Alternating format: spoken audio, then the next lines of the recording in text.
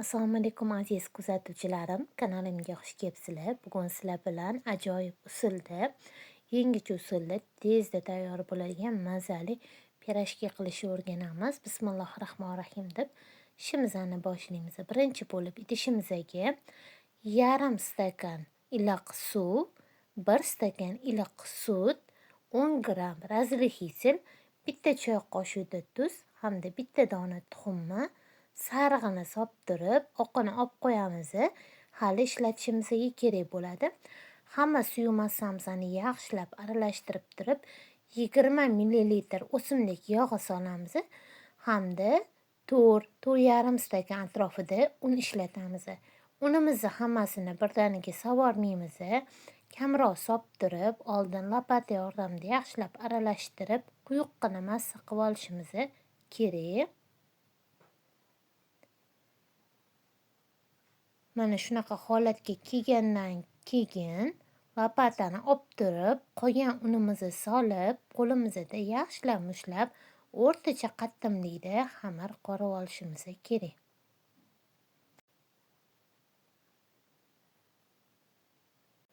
Mana xamirimiz tayyor bo'ldi. O'rtacha yumshoqlikda bo'ladi. Yumshoq ham bo'lmasin. Qo'lga yopishmaydigan xamir bo'lishi kerak. Tayyor bo'lgan xamirni stolga tushirib turib, 2-3 minut mobaynida yaxshilab mushlab, xamirga ishlov beramiz. Keyin ustini yopib, 2-3 minut mobaynida tindirib qo'yishimiz kerak. Xamirimiz tinib turguncha ichiga solish uchun qiymasini, nachinkasini tayyorlab olishimiz kerak. Buning uchun bitta bog' ko'k piyozimizni mayda qilib to'g'rab olamiz. Xohishga ko'ra 2 dona tuxumni ham to'g'rab olsanglar, mazasini yana ham shirali qiladi. Tuxumimizni ham mayda kubik shaklida to'g'rab tayyorlab olishimiz kerak. Agar ko'k piyozinglar bo'lmasa, oddiy piyozni qo'rib sovorsanglar ham bo'ladi. Unda ham mazasi yana ham shirali bo'ladi. Menda ko'k piyoz borligi uchun bir bog' ko'k piyozni to'g'rab tayyorlab oldim. Kartoshkani qaynatib tayyorlab qo'ygan bo'lishimiz kerak. 6-7 ta kartoshkani qaynatib olib, unga tuz, murchlarni solib turib, yaxshilab ezib, pyure holatiga keltirib olishimiz kerak.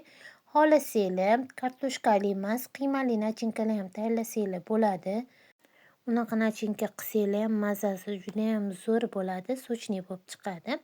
Men lekin osongina tezroq bo'lish uchun pyureli kartoshkali nachinka tanladim.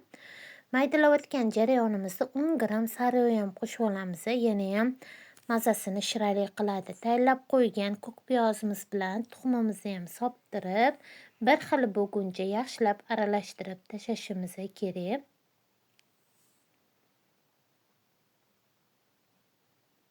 Mana qiymasi tayyor bo'ldi. Bu orada xamirimiz ham tinib, ancha yumshab qolgan.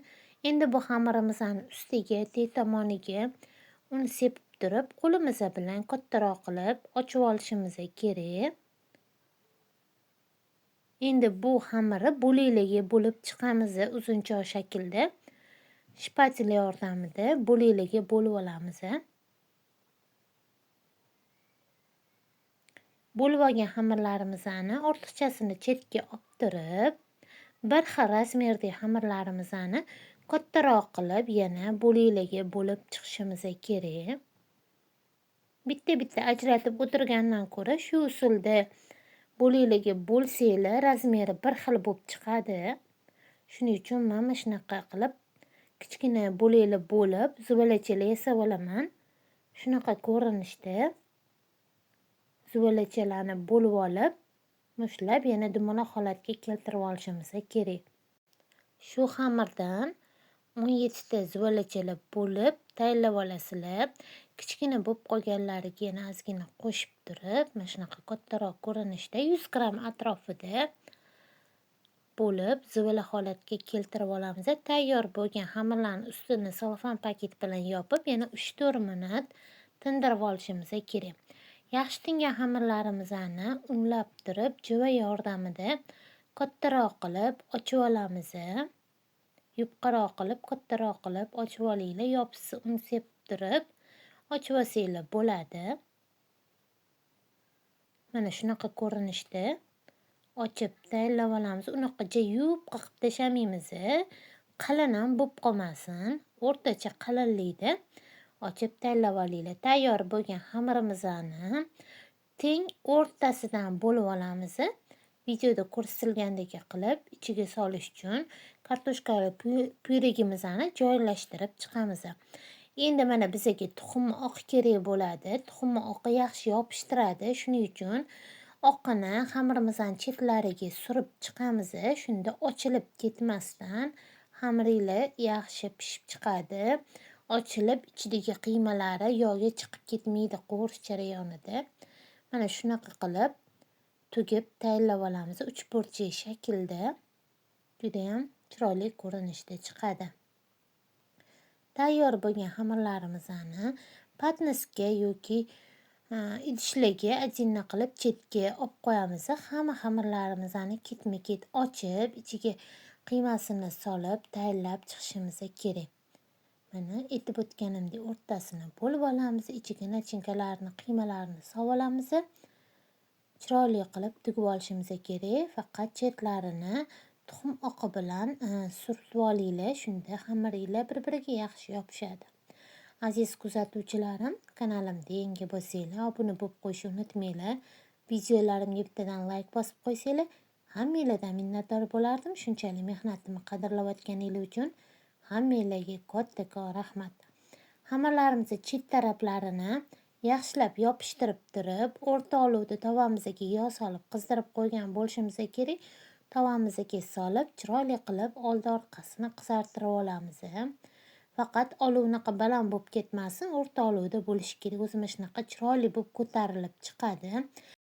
Bu pirojkini xamirlari unaqa yog'ni o'ziga ko'p tortib olmaydi. Juda ham mazali bo'lib chiqadi, yumshoqqina bo'lib. Shu ketma-ketlikda chiroyli qilib qovurib olamiz. Yaxshilab silkitib, yog'ini idishlarimizga olamiz. Qaranglar, ko'rinishi juda ham chiroyli do'mboqqina bo'lib chiqadi. Albatta bir marta bo'lsa ham tayyorlab ko'ringlar. Keyingi tayyorlab qo'ygan xamirlarimizni ham soptirib, bularni ham chiroyli qilib qizartirib, ketma-ket pishirib olishimiz kerak. Shu 17 ta xamirdan bizda 32 ta pirojkilar chiqadi. Juda ham mazali. Ko'rinishlari ham juda ham chiroyli bo'ladi. Albatta tayyorlab ko'rishinglarni yana bir bor hammalarga maslahat beraman. Yaxshilab yog'idan silkitib, hamma tayyorlab olgan pirojkilarimizni olamiz. Qaranglar, rosa barakali bo'lib chiqadi.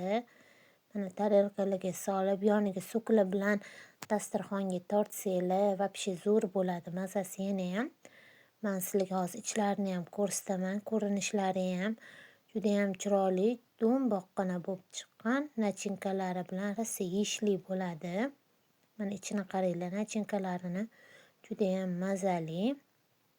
Aziz kuzatuvchilarim, videolarim sizlarga yoqayotgan bo'lsa, like bosishni unutmanglar. Meni qo'llab-quvvatlab turganingiz uchun hammanglarga kattakon rahmat. Sog' salomat bo'linglar. Yaqinlaringiz uchun o'zinglarni asranglar.